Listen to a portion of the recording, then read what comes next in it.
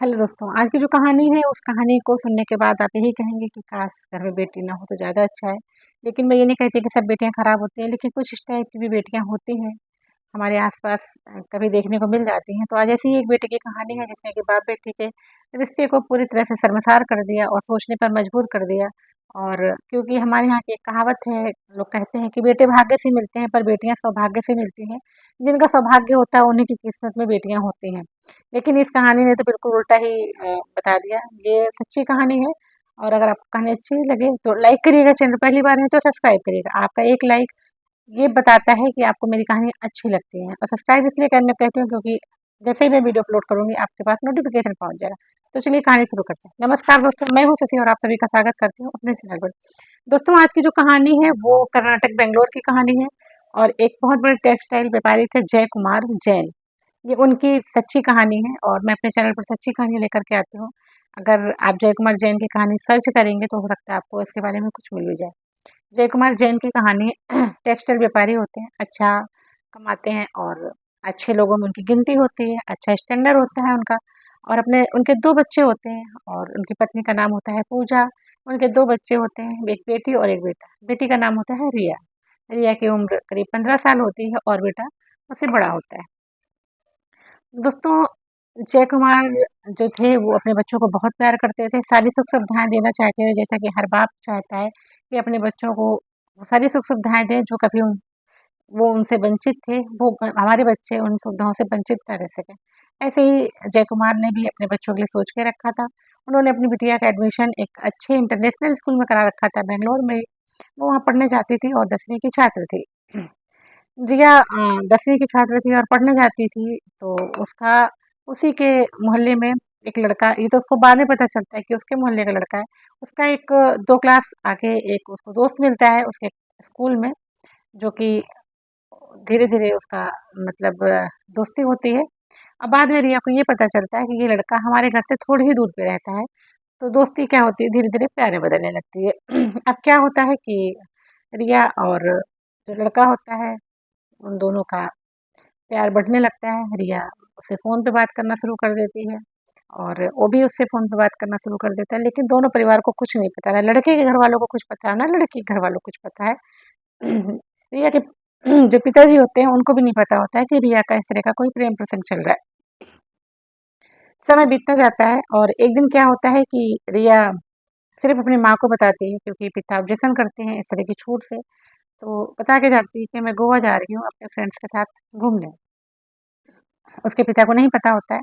जब 1-2 दिन तक रिया घर में नहीं दिखती है, तो रिया के जो पापा होते हैं, वो अपनी पत्नी यानी कि रिया की मम्मी पूजा से पूछते हैं कि रिया कहाँ है? तो रिया की मम्मी पहले तो नहीं बताती है, बाद में जब बहुत पूछा जाता है, तो रिया की मम्मी बताती है कि रिया अपने दोस्तों के साथ गोवा घूमने गई है। अपनी मतलब गर्ल्सफ्रेंड जो उनके साथ की सहेलियाँ थीं, उनके साथ गोवा घूमने गई है। लेकिन जब रिया के फादर जो होते हैं, रिया के फ्रेंड्स को कॉन्टैक्ट करते हैं, तो उनके फ्रेंड्स बताते हैं कि नहीं हम लोग तो कोई नहीं गए हैं, वो उस लड़के के साथ गई है, इसका नाम वैभव होता है। वो वैभव के साथ गई है, हम लोग के साथ नहीं गई है। जब रिया के पापा को ये पता चलता है तो बहुत गुस्सा होते हैं, ज़ाहिर-सी बात है कि हर बेटी का बाप को आजकल के समाज को देखते हुए थोड़ा-सा आँख कान खुली रखता है अपने कि कभी हमारी बेटी के ऊपर कोई इस तरह की दिक्कत ना आए। तो रिया के फादर जब रिया घर आती है तो उसको डाँटते हैं और मना करते हैं कि सारी चीज़ें गलत हैं। लेकिन एक सच्चाई ये भी होती है कि रिया के फादर रिया को बहुत प्यार करते हैं। ऐसा करते-करते रिया के फादर उसका पहले वो देखते हैं कि रिया बहुत घंटों फ़ोन पे लगी रहती है और कभी-कभी उनको भी ये लगता है कि जो मेरी बेटी है वो बहुत ज़्यादा देर तक फ़ोन पे लगी रहती है। तो ये सोचकर उसका फ्यूचर सोचकर वो उसको डाँटते भी हैं, उसको मना भी करते हैं कि इस तरह से फ़ोन पे मत रहा करो। इंस्टाग्राम भी चलाती हैं आजकल के बच्चे, सारे सोशल मीडिया का यूज़ करते हैं, वैसे ही रिया भी थी सोशल मीडिया को यूज़ करती थी। तो जितना ही उनके फादर को थोड़ा कल्चरल लड़की पसंद थी, थोड़ा संस्कारित लड़की पसंद थी, लेकिन वैसे ही अपोज़िट होती है रिया। रिया क्या करती है उसको शॉर्ट कपड़े पहनना पसंद होता है, उसको मॉडलिंग पसंद होती है, वो बहुत ज़्यादा खुलेपन से रहती है और जय कुमार जो थे वो उनका नेचर बहुत ही संस्कारी टाइप का होता है। तो जब वो इंस्टाग्राम पे इस टाइप की फ़ोटो भी पोस्ट करती है छोटे-छोटे कपड़ों में, तो जब उनको पता चलता है, वो देखते हैं, तो वो रिया पे गुस्सा होते हैं कि बेटा ये सब गलत है, इस तरह से नहीं रहा जाता है। लेकिन रिया वही ये उम्र ऐसी होती है 15 साल की लड़की और उसको तो ये लगता है कि ये लोग बस मेरे दुश्मन हैं और मुझे रोक-टोक करते हैं जो कि उसको बिल्कुल पसंद नहीं आता है। एक बार क्या होता है कि रिया फ़ोन पर बात कर रही होती है, बहुत देर से उसके फ़ादर देख रहे होते हैं, कि रिया बहुत देर से फ़ोन पे लगी है, तो वो जाकर के उसका फ़ोन छीन लेते हैं और फिर उसको फ़ोन नहीं देते हैं। बोलते तुमको फ़ोन जब से मैंने दिया है तब से ही तुम ज़्यादा बर्बाद हो गई हो, तो अब तुम्हें ये फ़ोन नहीं मिलेगा, तुम अपनी पढ़ाई पूरी कर लो उसके बाद तुम्हें फ़ोन दूँगा। रिया को ये बात खराब लगती है, रिया अपने बॉयफ्रेंड को बताती है कि पापा ने मुझसे फ़ोन छीन लिया है, अब मैं तुमसे बात कैसे करूँगी और बिना बात किए तो मैं रह भी नहीं सकती हूँ। तो उसने वो जो लड़का था वो बहुत बड़े परिवार से नहीं था, उसके घर के बगल में ही उसके पिताजी प्राइवेट नौकरी करते थे, थोड़ी दूर पे उसका घर था। लेकिन ये था कि जो उस लड़के के जो पिताजी थे, उनको वो जिस कंपनी में काम करते थे, प्राइवेट कंपनी में काम करते थे, तो वहाँ पे कंपनी वालों ने समय से पहले ही उनको छुट्टी दे दी थी और छुट्टी देने के बाद उनको बहुत सारा पैसा भी मिला था, जो पैसा उन्होंने अपने बेटे के नाम जमा कर रखा था, वैभव के नाम जमा कर रखा था, तो वैभव उसी से खर्च करता था। तो उसने क्या किया कि रिया को एक नया फ़ोन ला कर के दिया। रिया उस फ़ोन से बात करने लगी। रिया अपनी हरकतों से बाज नहीं आई। एक शाम की बात है कि रिया की फैमिली में फैमिली फंक्शन था तो सबको वहाँ जाना था। तो चूँकि जय कुमार को कुछ काम था तो जय कुमार नहीं गए। रिया ने भी बोला कि मैं नहीं जाऊँगी वहाँ फंक्शन में, मुझे भी नहीं जाना है। तो माँ पूजा और उसका भाई वो दोनों फंक्शन में जाने के लिए तैयार हुए कि जैसे कि पारिवारिक समारोह में हम लोग का जाना ज़रूरी होता है, किसी न किसी का पहुँचना। तो उनकी पत्नी ने कहा मैं और बेटा चले जाते हैं। रिया से बोली तो रिया बोली मैं नहीं जाऊँगी। क्योंकि रिया के दिमाग में तो कुछ और ही फितूर चल रहा था जिसको वो मुकाम तक पहुँचाना चाहती थी। तो एक 17 अगस्त की शाम को जय कुमार जो थे अपने बेटे को और अपनी पत्नी को लेकर के रेलवे स्टेशन जाते हैं और पांडिचेरी के लिए उनको ट्रेन में बैठा देते हैं। बेटा और पत्नी ये दोनों चले जाते हैं रिलेशन में अपने समारोह अटेंड करने और वो जब घर लौट कर के आते हैं तो वो ये सोचते हैं कि घर में पत्नी और बेटा नहीं रहेंगे तो थोड़ा सूना-सूना लगेगा। लेकिन ये सोचकर खुश हो जाते हैं कि चलो घर में बेटी है और बेटी के रहने से थोड़ा चहल-पहल रहेगी, इतना खालीपन का एहसास नहीं होगा। जैसे कि बेटियाँ अपने पापा से ज़्यादा जुड़ाव होता है और पापा को भी मतलब एक बाप को भी अपनी बेटी से ज़्यादा प्रेम होता है, ऐसा कहा जाता है और ऐसा सच भी होता है। किसके-किसके पापा ज़्यादा प्यार करते हैं, कमेंट में बताइएगा। पॉज़ करके वीडियो को यहीं पर क्योंकि माँ को तो सब लोग कहते हैं कि माँ बहुत प्यार करती है, लेकिन पिता भी कम प्यार नहीं करते हैं। तो जब वो घर लौट कर के आते हैं तो रात का टाइम होता है, तो जैसा कि जय कुमार को दूध पी कर के सोने की आदत होती है, रात में वो सोने से पहले दूध पीते हैं। तो उस दिन सोचते हैं आज दूध कौन देगा, आज तो पत्नी घर पे भी नहीं है, तो ऐसे ही सो जाते हैं। लेकिन थोड़ी देर के बाद क्या होता है कि रिया दूध का भरा ग्लास लेकर के आती है और अपने पापा को देती है और बोलती है कि पापा लीजिए दूध पी लीजिए, आपको सोने के पहले दूध पीने की आदत है। दूध थोड़ा गर्म होता है तो रिया मेज़ पे ही बगल में रख के चली जाती है बेड के पास और बोलती है पापा दूध पी लीजिएगा। तो जय अखबार भी उठते हैं और जब दूध थोड़ा पीने लायक हो जाता है, गुनगुना होता है तो वो दूध को पी लेते हैं और आराम से सो जाते हैं। सपने में कि बेटी की शादी भी करनी है, बेटी भी बड़ी हो रही है, जैसे कि हर बाप अपनी बेटी को जब देखता है बड़ा होते-होते तो उसको 1 भी करोड़ सब बताती है कि टाइम से बेटी की शादी करनी है और अब बड़ी हो रही हैं, तो ऐसे ही कुछ विचार जय कुमार के मन में भी होते हैं, जैसे हर बाप के होते हैं। ये सोचते-सोचते वो दूध का ग्लास फिनिश करते हैं और सो जाते हैं। लेकिन सुबह क्या होता है कि जय कुमार के घर से बहुत तेज़-तेज़ से रोने की आवाज़ आती है। सब लोग पड़ोसी इकट्ठा होते हैं कि क्या हो गया? ऐसा क्या हो गया जो बहुत तेज़ से रोने की आवाज़ आ रही है?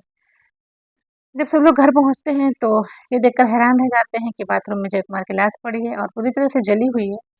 और उनकी जो लड़की रिया है वो दहाड़े मार के रो रही है कि शॉर्ट सर्किट से मेरे पिताजी की मौत हो गई। कमरा धुएँ से भरा होता है, बाथरूम पूरा धुएँ से भरा होता है।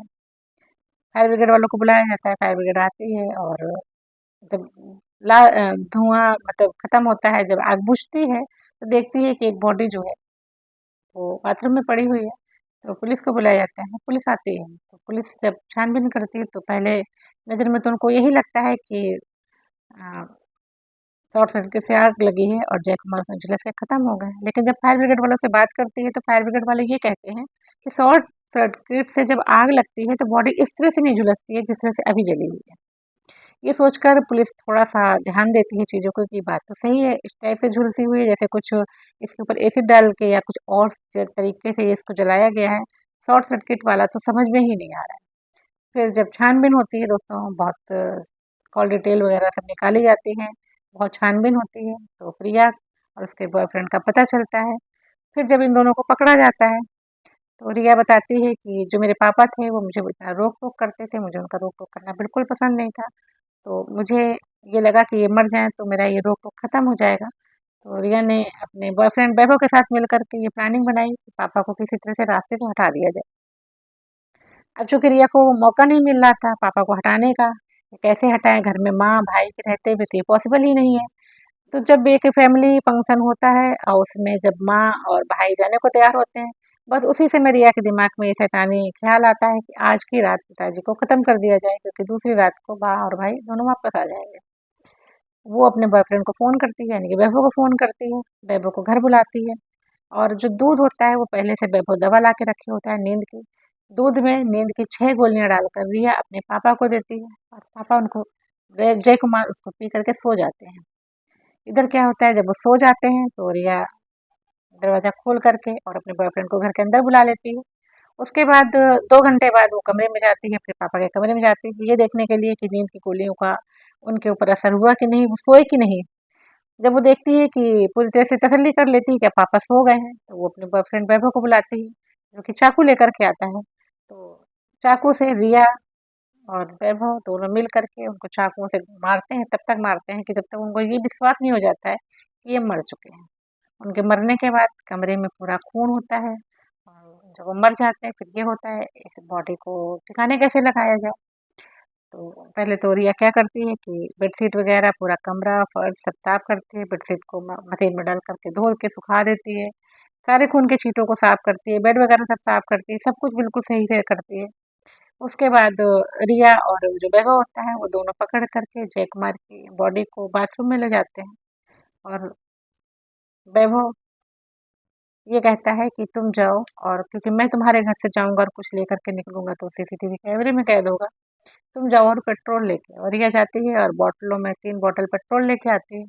उसके बाद उस पेट्रोल को जय कुमार के ऊपर उनकी ही लड़की जिनको पाल पोस के इतना बड़ा किया था, इतने प्यार करते थे, अपनी जान से ज़्यादा अपनी बेटी को प्यार करते थे, वही बेटी उस पेट्रोल को अपने पिता के बॉडी पे छिड़क देती है, क्योंकि वो नींद में ही रहते थे और नींद में ही उसने उसको मार डाला।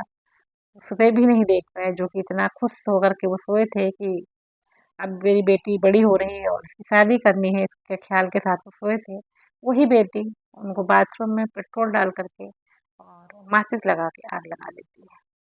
जब बॉडी जल जाती है तब जा कर के रिया शोर मचाना शुरू करती है कि मेरे पिताजी की शॉर्ट सर्किट से मौत हो गई, शॉर्ट सर्किट हो गया और पिताजी इसमें जल गए हैं। इस तरह से जिसने भी सुना इस कहानी को तो वो यही सोचने लगा क्या बेटी ऐसी भी होती है? जबकि बेटियों का एक रूप हमारे देश में ये भी है, कि जब बेटी बड़ी हो जाती है तो वो माँ की तरह अपने पिता का ख्याल रखती है, जैसे एक माँ का ख्याल रखती है। और ये एक ऐसी बेटी थी जो कि 15 साल की उम्र में ही उसने अपने पिता को जान से मार दिया, खत्म कर दिया। उस पिता की गलती क्या थी? जिस पिता ने पाल-पोस के सारी सुख-सुविधाओं के साथ अपनी बेटी को लाड-प्यार से बड़ा किया, उस बेटी ने ही अपने पिता को पहले तो चाकुओं से मारा, उसके बाद जला के उसको खत्म कर दिया।